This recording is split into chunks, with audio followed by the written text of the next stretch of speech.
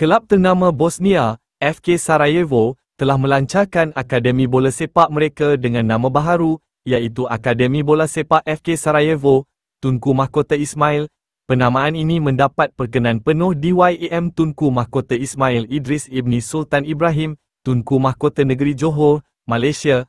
Keputusan ini diumumkan pada hari Isnin melalui video di laman YouTube kelab dan dilihat sebagai satu penanda aras baharu dan penting dalam pembangunan antarabangsa FK Sarajevo, mencerminkan perkongsian visi antara pelabur utama kelab.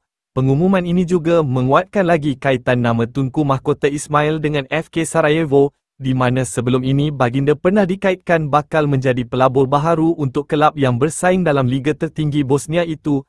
Tindakan menamakan akademi ini sempena nama beliau menandakan satu pencapaian penting dalam hubungan kerjasama antara kelab tersebut dengan Malaysia.